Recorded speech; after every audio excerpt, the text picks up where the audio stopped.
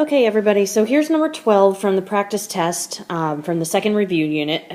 You can see how I have the balanced chemical equation there that governs this reaction. So I have lead 2 nitrate plus 2 Ki, potassium iodide, yields 2 potassium nitrate plus lead iodide. And of course, our lead iodide is our precipitate. And that's an important thing to know because that's really what they're asking us about.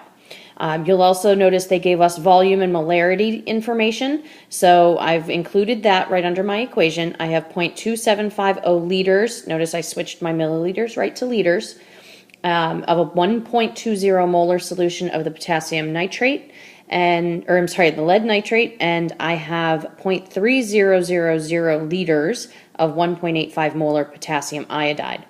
So the first thing I'm going to do, and the first thing that you should have done in your problem, was determine how much potassium iodide is actually going to be formed because they've set up a limiting reactant problem for us.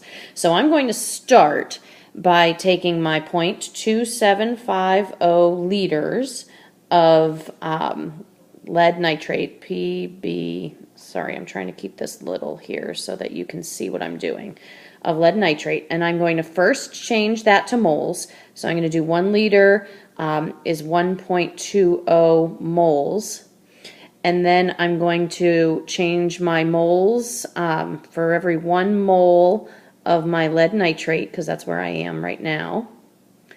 I have 1 mole of lead iodide, PbI2, you get that there, and then because one of the possibilities is the mass of lead iodide that we have to determine if that's a right answer or not, I'm going to go right to my grams of lead iodide and just figure it out all at once. I did my molar mass of lead iodide, and I punched this all in the calculator ahead of time, and I get 152 grams to 3 significant digits because of my molarity over here.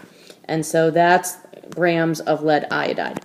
I'm going to do the same thing for my starting information on the potassium iodide. So I have forgot the liters there, 0.3 liters of potassium iodide. I'm going to change my liters to moles using my molarity. 1.85 moles per 1 liter. And then I'm going to use my mole ratio, 2 moles of Ki for every 1 mole of my PbI2.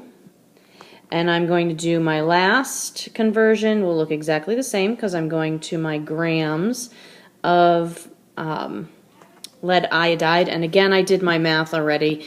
You can check me, but I got 128 grams. So of course, we all know that's how much will actually be made because that's the lower of the two. We'll never get to that 152.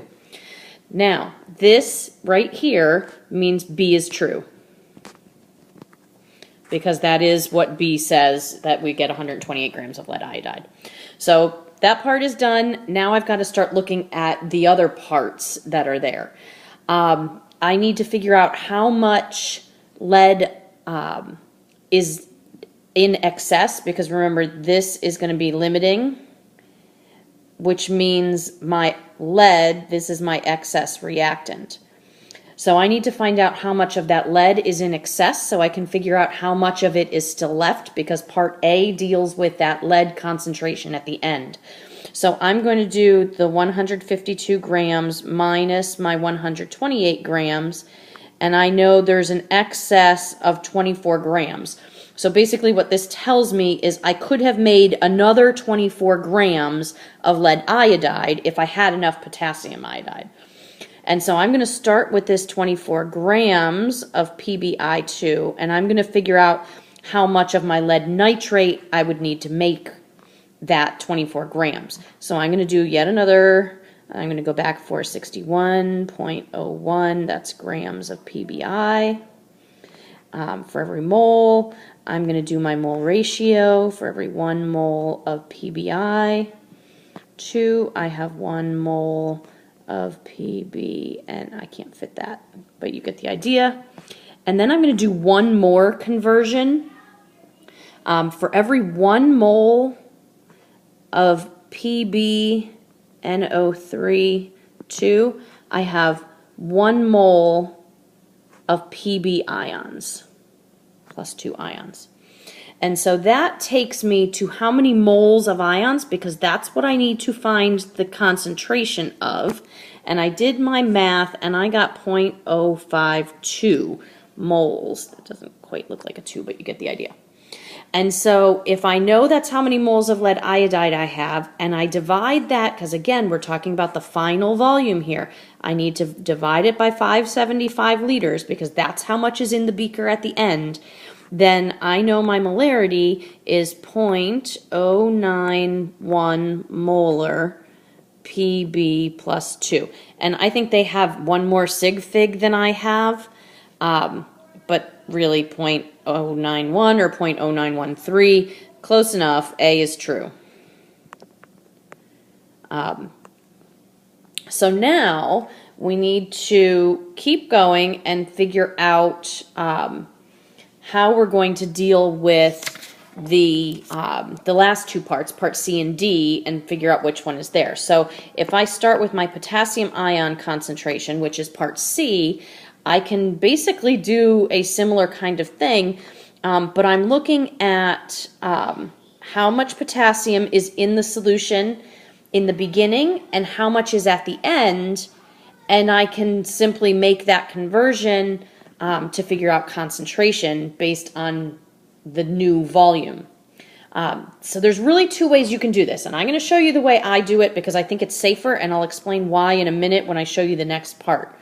What I would do is I would do this same start. I'm going to figure out how many moles of K I have. So I have 0.3 liters. I have a molarity of 1.85 moles per liter that I'm going to use as a conversion. And for every 1 mole of Ki, I have 1 mole of K ions.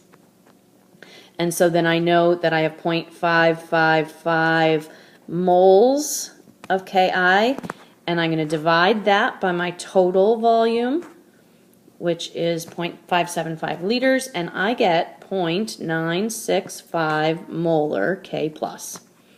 And that there, it tells me that C is true, because this is the answer for C. And so I've gotten that, and then the last thing I'm going to do is, whoa, I want to move this whole thing up here, sorry. The last thing I'm going to do is check my nitrate concentration. Now, at this point, I could look at this and figure out that D is going to be wrong just by looking at the concentration, because I'm starting with a lower volume, 0.2750 liters of lead nitrate, PbNO3.